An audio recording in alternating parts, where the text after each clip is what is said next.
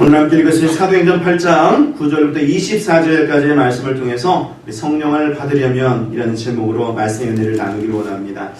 오늘은 설교를 좀 시작하면서요, 성경 퀴즈를 하나 좀 내면서 시작하려고 합니다. 이 퀴즈는 쉬울 수도 있고 또 어려울 수도 있고, 그런데 제가 그룹별로 3명씩의 인물을 불러드릴 텐데요, 이 두 그룹의 차이점이 뭔가를 여러분 생각해 보시는 겁니다.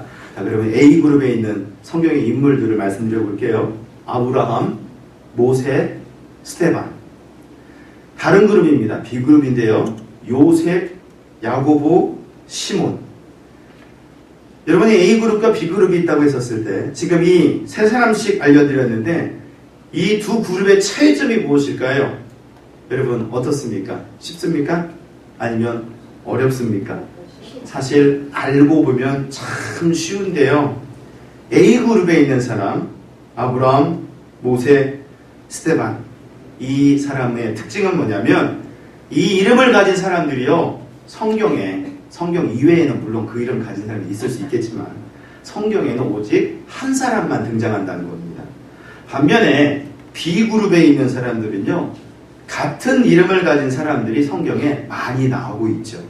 아브라함, 모세, 스데반을 열어보시면 이 사람들은 성경에 오직 딱 한 사람만 나오는데요, 요셉 같은 경우를 보시면 우리가 잘 아는 야곱의 11번째 아들 요셉도 있지만 예수님의 육신의 아버지 요셉도 있고요, 또 예수님의 형제 중에서도 요셉이 있는 것을 알게 됩니다. 또 야고보도 보면 예수님의 제자 야고보가 있다면 예수님의 형제 야고보도 있고요, 이렇게 동명이인인 사람들이 있다는 거죠. 그런데 참으로 재미난 것은 제가 말씀드린 그 사람들 중에 이 시몬이라는 이름은요, 이 성경에 보니까 그 이름을 쓰는 사람들이 참 많이 나오는 것을 알게 됩니다. 그 당시 어찌 보면 인기 이름 1순위였다 이렇게 말씀드릴 수 있는 거죠. 곧 요한의 아들 누구입니까? 시몬아 그러잖아요. 여러분 베드로를 말하는 건데 예수님의 제자 중에서 한 사람으로 가장 핵심적인 사람이 베드로인데 그 사람의 원래 이름 시몬이었습니다. 또 예수님의 제자 중에서 가나안인 시몬도 있었고요, 예수님의 형제 중에도 시몬이 있었죠. 더불어서 예수님의 십자가에 죽으시기 전에 들리셔서 식사했던 곳의 주인 이름도 시몬이었는데 특히 그는 문둥병자였다고 합니다. 아마도 이전에 문둥병을 앓았다가 나았기 때문에 그런 별명을 얻었던 것 같은데, 이렇게 성경을 보면 시몬이라는 이름을 가진 사람들이 참 많이 나와요. 그러니까 그 당시에 사람들이 많이 그 이름을 붙였다는 거죠. 통계를 보니까 이 미국에서 올해는 어떻게 되는지 모르겠어요. 작년에 좀 바뀐 걸로 알고 있는데 오랫동안 우리 미국 사람들이 그 이름으로 많이 지었던 이름이, 아이들 낳을 때요, 그 이름이 제이콥이었다고 그래요. 야곱을 그렇게 많이 선호했다고 그럽니다. 여러분 그 얘기 아시죠? 어떤 사람이 그 아들을 낳았는데 이름을 붙이려니까 너무 다 아쉬운 거예요. 그래가지고 그 아들의 이름을 이렇게 지었다지 않습니까? 창록. 왜 그런지 아세요? 창세기 창에 요한계시록 록 해가지고 창록이라고 이름을 지었대요. 성경을 이렇게 기억해라라는 그런 마음으로 그렇게 지었다고 그러는데, 자, 그렇게 이름을 이렇게 많이 짓고 그래요. 근데 이 시몬이라는 이름이 널리 그렇게 사람들이 좋아했던 이름이었던 것 같아요.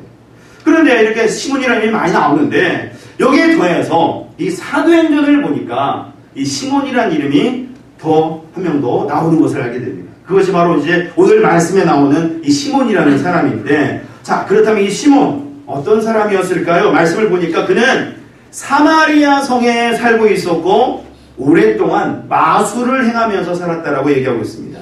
특히 이 마술이라는 것은요, 이 순교자인 저스틴의 말에 따르면 애굽에 가서 배워온 것이다 이렇게 말하는데요, 여러분 우리가 출애굽기도 읽어보게 되면 그 땅에 마술사들이 얼마나 많았습니까? 그런데 이 당시에도 이 애굽에는 마술이 굉장히 발전해 있었던 것 같아요. 그래서 이 시몬이라는 사람은 애굽에 가가지고 마술을 배워왔고 또 돌아와서 정말 사람들에게 마술을 행하면서 사는 겁니다. 그런데 이 마술의 효과와 영향이 얼마나 컸던지요, 사람들이 이 시몬을 너무나 좋아하는 겁니다.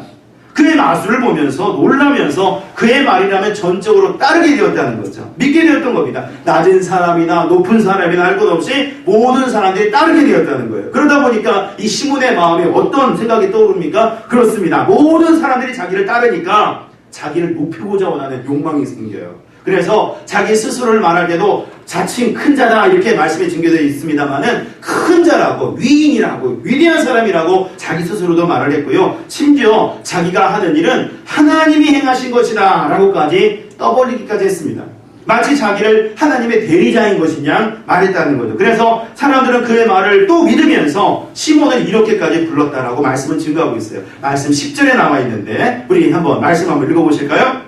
10절입니다. 시작! 낮은 사람부터 높은 사람까지 다 따르며 이르되 이 사람은 크다 일컫는 하나님의 능력이라 하더라. 아멘. 보십시오. 사람들이 시몬을 어떻게 불렀습니까? 크다 일컫는 하나님의 능력이라 이렇게까지 말했다는 거예요. 그만큼 이 시몬이라는 사람은 이 사마리아 성에서 하나님의 대리자로 불림을 받을 그런 사람이었고요. 잘 나가는 사람이었습니다. 마술로서 그야말로 성공한 사람이었죠. 그런데 바로 그곳에 빌립이라는 사람이 온 거예요.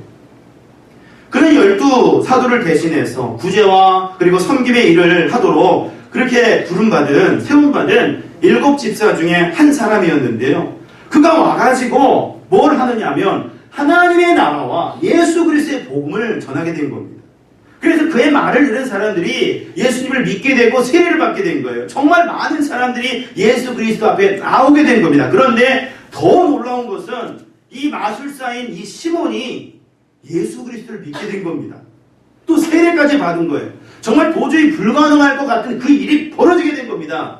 그러니 얼마나 놀랐겠어요. 사실 여러분 생각해보면 이 마술사 시몬은요, 그 지역에 어찌 보면 최고의 종교 기조자라고 해도 과언이 아닌 사람입니다. 요즘으로 치면 어떤 사찰이나 절에 주지 스님 정도는 될 거고 어떤 사이비 교주의 뭐 그런 모습이 될 수도 있어요. 그런데 이런 사람이 딱 바뀌어가지고 예수님을 믿게 되니까 얼마나 대단합니까? 이렇게 이 사마리아에서도요, 복음의 역사는 강력하게 증거가 되고 있었어요. 그래서 곧바로 이런 기쁜 소식은 예루살렘에 전해지게 되었고, 예루살렘에서도 곧바로 베드로와 요한을 그곳에 보내서요, 확인하게 한 겁니다. 왜냐하면 아무리 생각해봐도 이 사마리아 땅에 복음이 증거되면서 많은 사람들이 예수님을 믿게 된 건 참으로 놀라운 일인데, 거기에다가 이 마술사로서 그 많은 사람들을 어떻게 보면 다 끌고 다녔던 이 사람의 추앙을 받았던 이 시몬까지 예수를 믿게 되니까 정말 놀라운 일이거든요. 그래서 확인하기 위해서 2 사도를 보내게 된 겁니다. 그런데 이 2 사도가 사마리아에 와서 보니까 한 가지 문제가 있는 거예요. 그건 바로 이 사마리아 사람들이 예수 그리스도를 믿고 세례를 받기는 했는데 뭔가 반드시 있어야 될 그 다음 단계에 뭔가 반드시 있어야 될 한 가지가 빠져 있는 겁니다. 여러분 그것이 무엇이었을까요? 예, 그건 바로 사람들이 성령을 받지를 못했다는 거예요.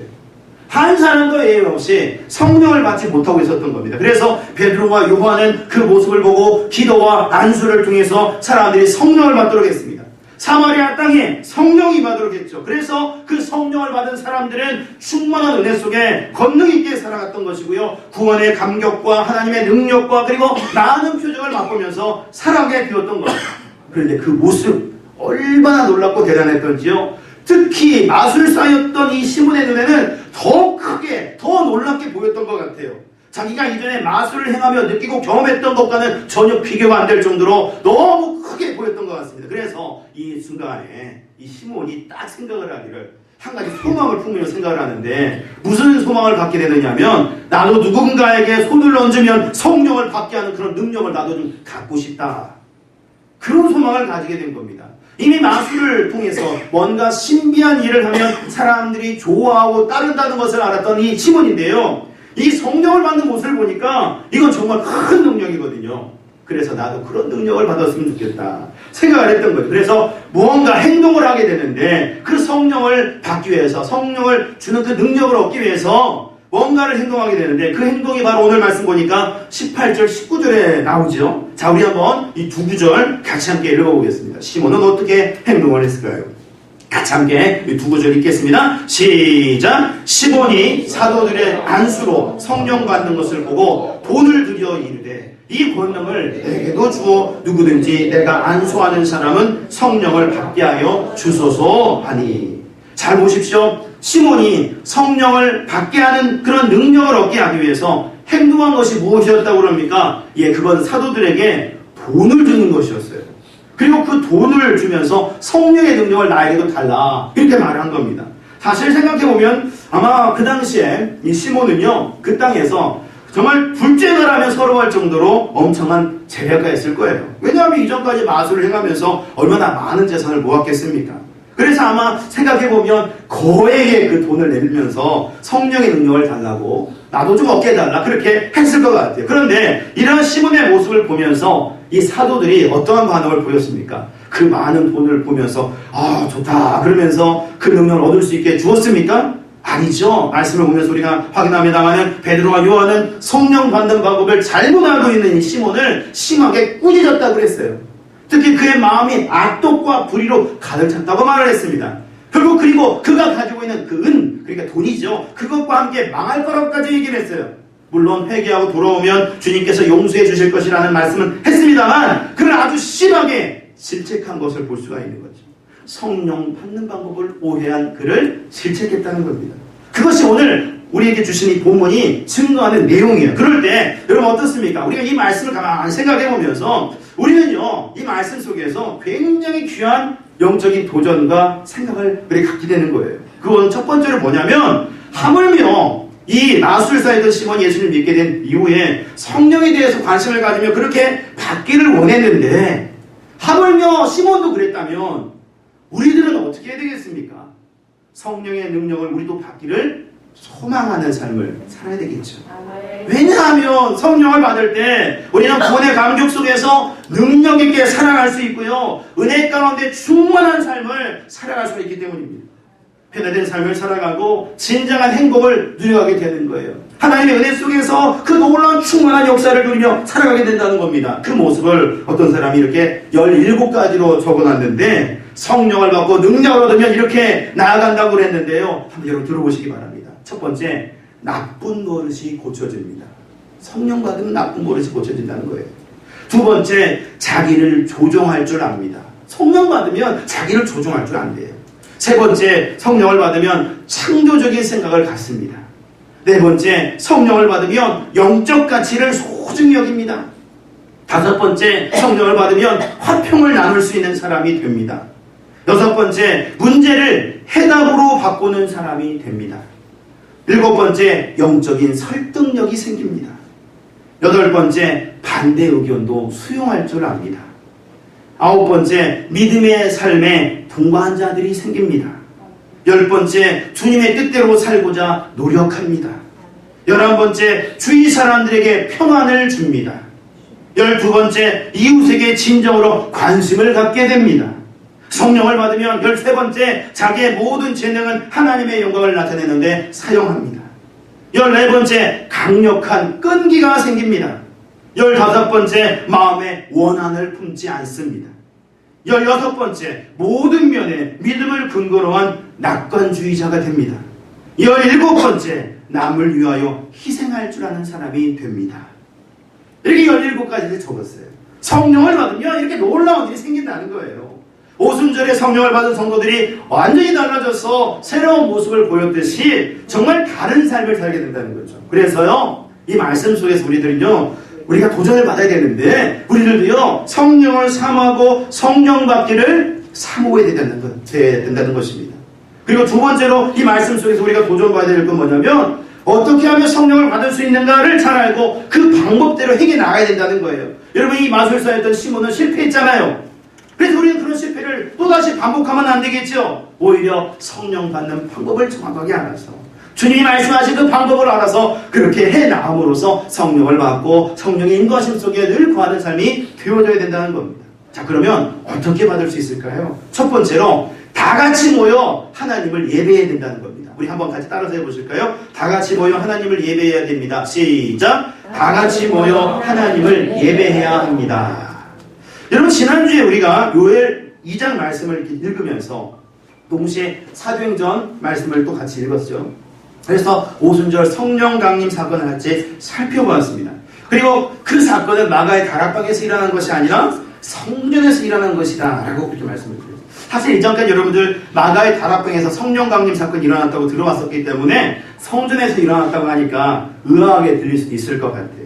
근데 말씀을 보면서 확인하게 되는 것은 그 사건은 성전에서 일어났구나 라는 것을 알게 되죠. 그런데 그 그 성령이 임하게 된 사건을 이렇게 쭉 보면서요, 우리가 이런 질문을 좀 해볼 수 있습니다. 곧 성령 강림이 성전에서 일어났는데 그날만 사람들이 성전에서 모여서 성령이 임했을까? 명절이니까 그때만 성전에 갔다가 성령을 받았던 것인가? 이런 질문을 해볼 수 있죠. 어떻습니까? 사람들이 그날만 성전에 갔던 것일까요? 그때만 갔던 것일까요? 아니죠. 왜냐하면 말씀을 이렇게 보니까 성경은요, 우리에게 그렇게 말씀하고 있지 않아요. 오히려 사람들은요, 매일 성전에 갔다라고 얘기하고 있습니다. 매일 갔다. 그리고 그곳에서 하나님을 찬송하고 예배했다 그래요. 다 같이 모여서 찬송하고 예배했다 그래요. 그것을 증거하는 말씀이 누가복음 24장 52, 53절 말씀인데요. 자, 우리 한번 말씀 한번 읽어보죠. 스크린에 나와 있습니다. 함께 읽습니다. 시작! 그들이 그에게 경배하고 큰 기쁨으로 예루살렘에 돌아와 늘 성전에서 하나님을 찬송하니라. 아멘. 이 말씀 예수님께서 하늘로 승천하신 이후에 제자들이 행동한 모습을 보여주고 있는데, 여기서 주목할 것은 이 제자들이 늘 성전에서 하나님을 찬송했다 그랬어요. 다 같이 성전에 모여서 하나님을 찬송하고 예배했다는 것입니다. 그래서 이러한 예배가 결국 오순절에 성령이 임하게 되는 역사로 이어지게 되었다는 거죠. 따라서 이 사실을 생각해 보면 우리들도 성령을 받으려면 다 같이 모여서 하나님을 예배하는 삶이 되어야 돼요. 오순절에 성도들이 성전에 모여 예배했듯이 우리들도 함께 모여서 하나님을 예배하고 찬송하며 나아가야 된다는 거죠. 우리 교회에 모여서 또 소그룹으로 모여서 함께 계속 가정에서 모여서 함께 기도하고 하나님께 예배하며 나아가야 된다는 겁니다. 그럴 때 우리가 성령을 받게 되는 거죠.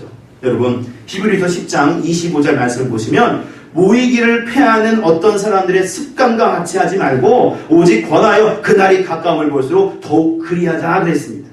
모이는 것, 함께 예배드리는 것은 주님이 정말 기뻐하시는 일이고 주님 오실 그때까지 우리가 행해 나가야 될 주님의 명령입니다.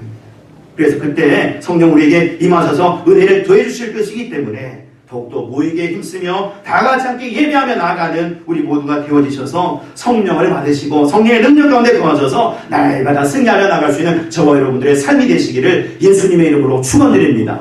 두 번째로요, 어떻게 하면 성령을 받을 수 있을까요? 겸손히 회개해야 합니다. 우리 옆에 있는 분들 손 잡아주면서 우리 같이 함께 이렇게 말씀 생각하면서 이렇게 인사하죠. 겸손히 회개해야 성령 받습니다. 시작! 겸손히 회개해야 성령을 받습니다. 여러분, 말씀 사도행전 2장 38절 말씀 같이 한번 읽어보셨으면 합니다. 스크린에 나와 있는데, 자, 우리 같이 읽어보시죠. 시작! 베드로가 이르되 너희가 회개하여 각각 예수 그리스도의 이름으로 세례를 받고 죄 사함을 받으라. 그리하면 선물을 받으리니. 아멘. 말씀을 보시면은요, 자, 이 말씀은 오순절에 이제 성령을 받고 난 다음에 베드로가 담대히 많은 사람들 앞에서 예수 그리스도의 복음을 증거를 합니다. 근데 그 말을 들은 사람들이 무슨 반응을 보이냐면 우리가 어찌할꼬 하면서 반응을 하는 거예요. 그래서 이 우리가 어찌할꼬 하며 반응하는 사람들에게 바로 이 말을 딱 하는 겁니다. 누구든지 회개하고 예수님을 믿으라. 그리고 죄사함을 받고 세례를 받으라. 그러면 성령을 선물로 받을 거다. 이렇게 정확하게 얘기를 하죠. 따라서 우리 이 말씀 속에서 성령을 받는 방법을 정확하게 알게 되는데, 그건 바로 회개하고 주님 온전히 믿어야 된다는 거예요. 회개하지 않으면 안 된다는 거죠. 회개하지 않으면 성령을 받을 수 없다는 겁니다. 실제로 보십시오, 여러분. 우리 한국 민족에게 있어서 성령이 강하게 임하게 된 사건을 하나 말한다고 한다면 1907년에 평양 대부흥이라고 말할 수 있을 거예요. 그때 우리 성령님께서 얼마나 강력하게 역사하셨는지 정말 놀라운 부흥이 일어났잖아요. 근데 그때도 보면 성령이 임하게 된 계기를 보니까는요, 그 계기는 뭐였냐면 바로 회개였다는 것을 우리가 알게 됩니다. 사람들이 처음에 모였을 때는 사실 참 냉랭하고 은혜가 없었다고 그래요, 처음에는. 그런데 시간이 지나다가 이 길선주 장로님이라는 분이 딱 일어나가지고 자기가 행한 잘못을 회개하기 시작을 했대요. 그리고 성교사님들도 다른 사람들도 막 자기가 행한 잘못들을 회개하며 갔답니다. 그럴 때 성령이 강력하게 임하기 시작해가지고요, 놀라운 변화가 일어났다는 거죠. 여러분, 그러면 왜 성령은 이렇게 회개할 때 역사를 하는 걸까요? 그건 바로 우리 성령님은요, 거룩한 하나님의 영이세요. 죄악 가운데는 역사하실 수가 없다는 겁니다. 그래서 회개가 중요한 것이죠. 그런 차원에서 오늘 말씀에 나오는 이 시몬을 한번 보시기 바랍니다. 분명 베드로는요, 잘못된 생각과 그릇된 행동으로 성령 받기를 원했던 시몬을 질책했어요. 그리고 온전히 회개하면 용서함을 받을 거라고 말을 했죠. 그런데 그 말을 들은 이 시몬이 무슨 행동을 했다고 그럽니까? 오늘 말씀 24절을 보니까 시몬의 모습이 나오는데요. 자, 우리 시몬의 모습 한번 다시 한번 보기를 원합니다. 24절 같이 읽어보죠. 시작. 시몬이 대답하여 이르되 나를 위하여 주께 기도하여 말한 것이 하나도 내게 임하지 않게 하소서 하니라. 잘 보십시오. 시몬이 말을 하는데 나를 위해 기도해달라 그러는 거예요. 그 내용은 자기에게 말해준 것들이 하나도 이루어지지 않게 해달라 그런 거죠. 그래서 언뜻 보면 이거는 지금 기도를 부탁하고 있으니까 참 좋은 것이다, 좋은 말을 했구나 이렇게 보일 수도 있습니다. 하지만 이 말을 잘 생각해 보면 뭔가 한 가지 빠져있고 심각한 문제가 하나 있어요. 그건 바로 뭐냐면 지금 큰 잘못을 저지른 본인 시몬이 자기 잘못을 스스로 겸손히 회개하는 게 아니라 남에게만 부탁만 하고 있다는 겁니다. 그저 능력이 있다고 생각되어지는 사도들에게 기도해달라고만 부탁하고 있는 거예요. 그러다 보니 어떻습니까? 이 시몬은 보니까 결과적으로 변화되지를 못했어요. 성령을 받지 못했다는 겁니다. 그리고 결국 나중에 온전한 신앙과도 멀어진 것을 우리가 확인하게 됩니다. 그것을 어떻게 알 수 있느냐면 그 후에 기독교 역사를 볼 때 교회에 심각한 피해를 입히고 폐해를 끼친 영지주의라는 이단이 나오는데요. 그때 그 영지주의를 이끈 사람으로 시몬이라는 사람이 나와요. 마술사 시몬이라는 사람이 나오죠.